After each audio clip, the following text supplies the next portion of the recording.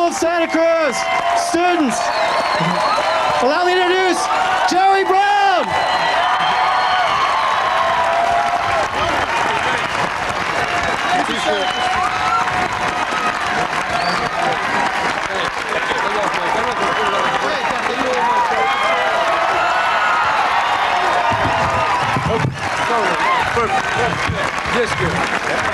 Hey, gang, thanks for being here. Thanks. We got a long way to go. You got a long way to go here. And thanks for being here, and I want you not just to listen, I want you to be willing to organize and take some action, because you are directly affected. You know what's happening on this campus. You know, courses are being cut back, the fees are being raised, while the leadership of the university keeps getting big pay raises. When I used to say the president was making too much money, they said, you know, keep quiet. Now you find out what's really happened. I mean, those at the top are always able to insulate themselves from the consequences of their own decisions, because they're on the gravy train, and all they can figure out how to do is make more gravy for themselves with lots of crumbs for everybody else. Yeah. And that's what's happening. Yeah, what a great day. What a great place. And want to keep it that way.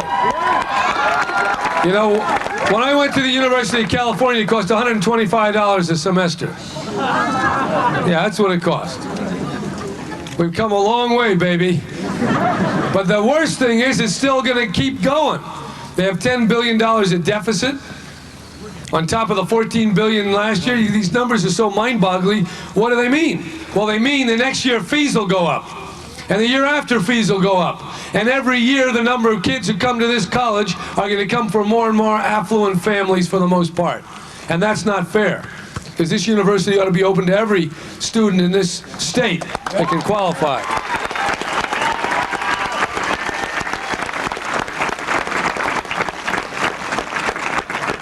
Yeah, financial barriers. See, what's happening is the economy, it's incredible what's going on out there. The presidential politics is a big gong show. You know, it's more about Murphy Brown and Pollo Loco Quail than anything else. That's what they call them in Albuquerque.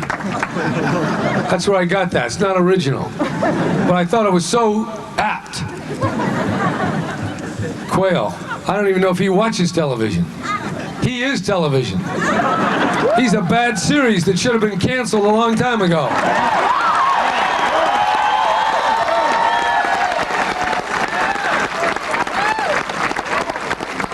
Tales of Quail. The Tales of Quail, which is about privilege and about hypocrisy and about blaming everybody except those responsible. You know, they keep saying it's not the injustice and the poverty and the lack of jobs, it's the attitude. They got an attitude problem down there. There's no jobs, there's no work, you got a crack dealer on every corner. What's wrong with your attitude? Personal responsibility. I wish personal responsibility would start in the White House. That's where I like to...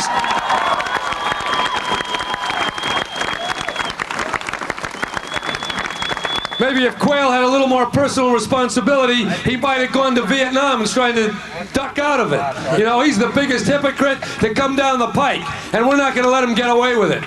We're not going to let him get away with it, because it's that kind of baloney that fosters the screen over the injustice. And I don't see people in Beverly Hills rioting. I don't see people in Pacific Heights or Park Avenue. And I've been down there in East LA and South Central Los Angeles. And I know what happened. What happened is that tens of thousands of good-paying jobs were exported. They were exported to Mexico and low-wage countries so that they could be exploited, as well as the Americans who lost their jobs. It's a double exploitation, and it's not right.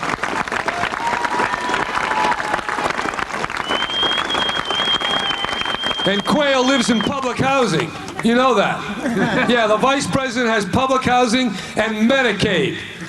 Well, it's Medicaid for rich politicians, called the health care that they get once they got the power.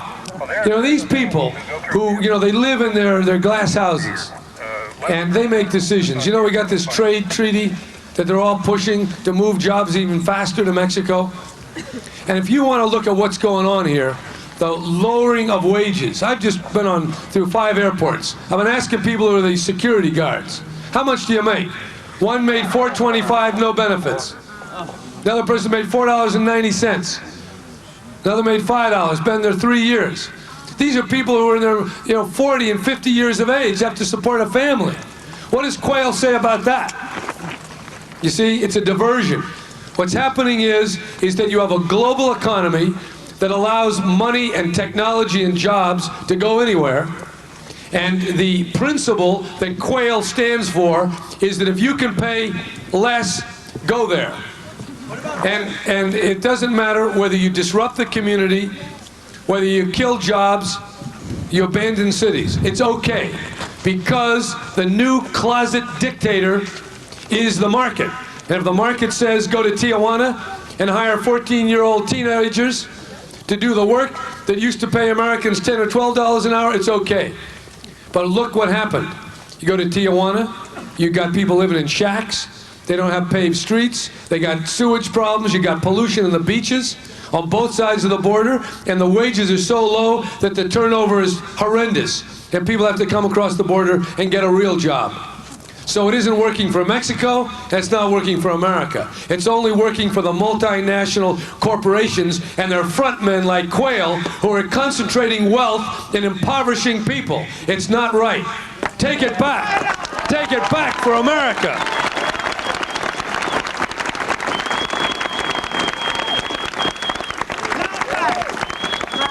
You know, they got a standard now. You've got under the General Agreement on Trade and Tariffs, great idea, except they've got something called non-tariff barriers.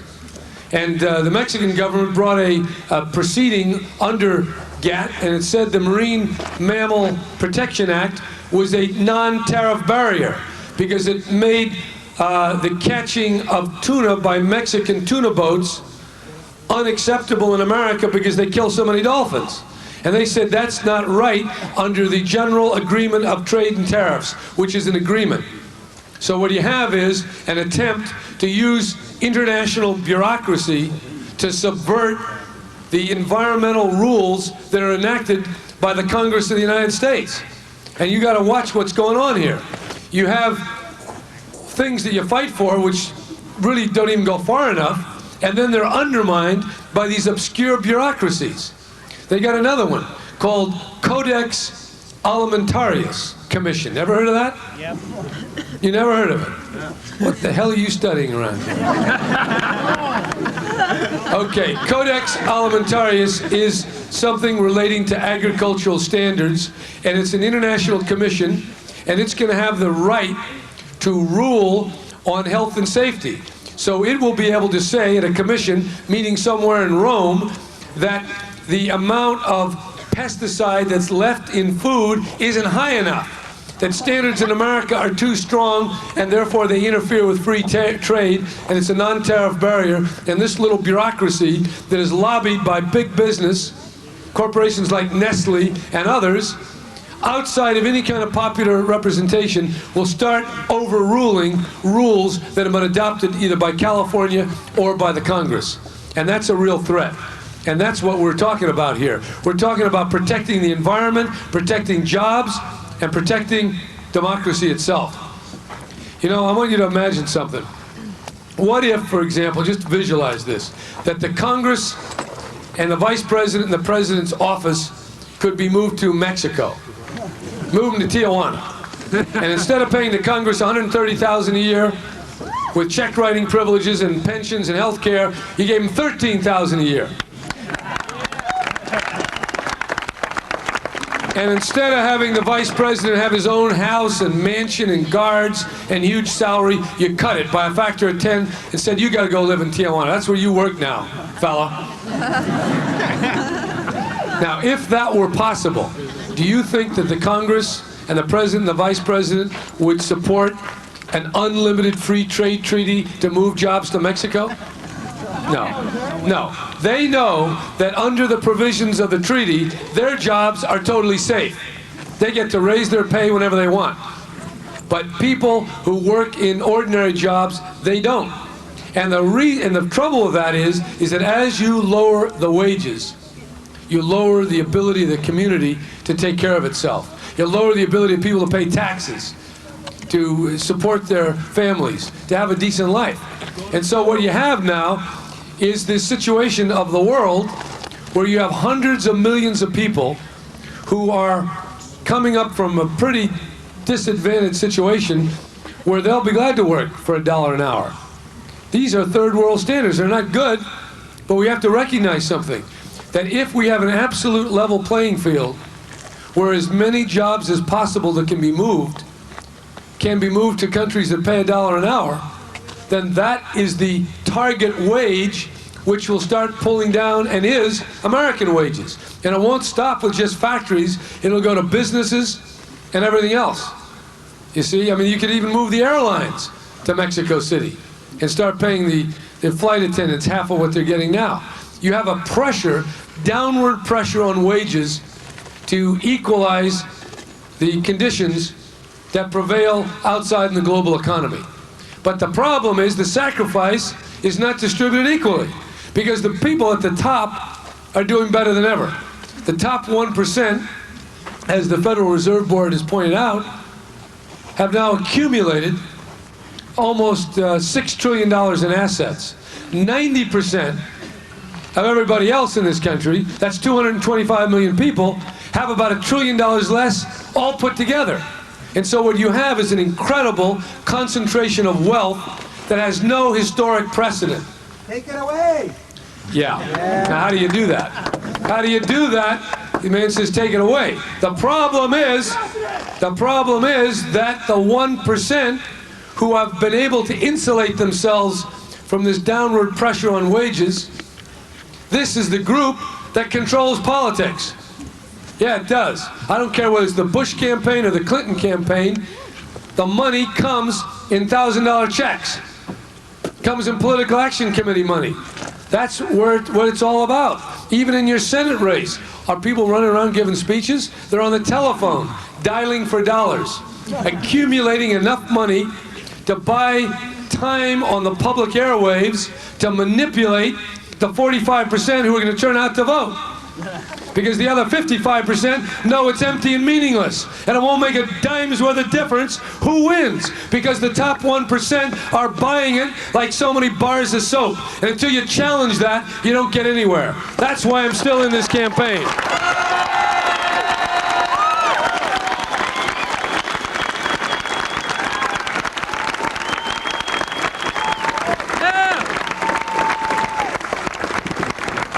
See, you got big issues out there. I mean, just yesterday, the Congress voted to take the public out of the licensing procedure for nuclear power plants.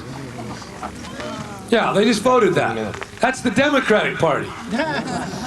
Now, I don't know what the Republicans, they just go even beyond. And they don't get it. You see, this is the problem of the corruption of the politics. It's these dead ideas that are so dominant.